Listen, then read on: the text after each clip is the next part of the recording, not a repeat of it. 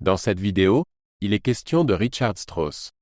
J'explique les faits les plus importants concernant la vie et les œuvres du compositeur. Richard Strauss est né le 11 juin 1864 à Munich. Son père était corniste et sa mère venait d'une riche famille de brasseurs.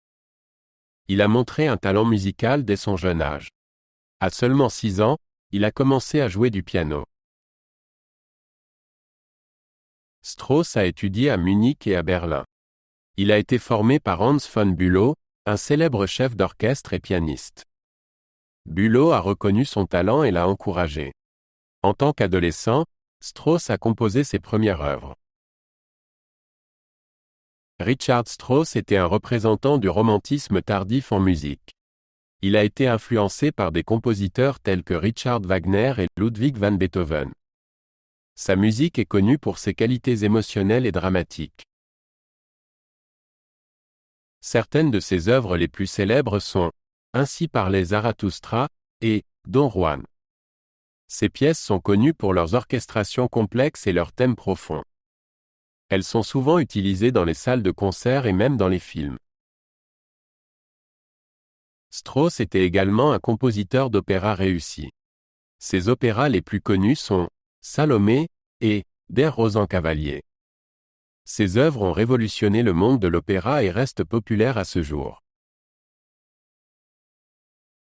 Pour ses opéras et ses chansons, Strauss collaborait souvent avec des poètes.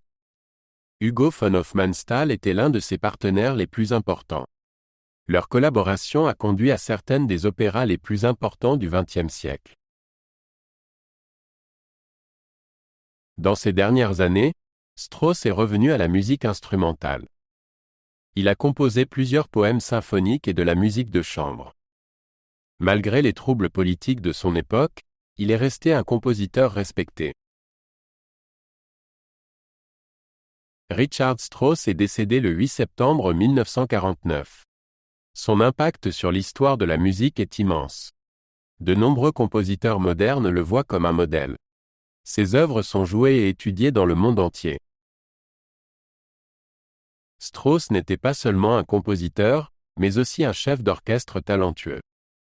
Il a dirigé de nombreux orchestres célèbres et était connu pour sa technique précise. De plus, il a été l'un des premiers compositeurs à utiliser les possibilités de l'enregistrement phonographique.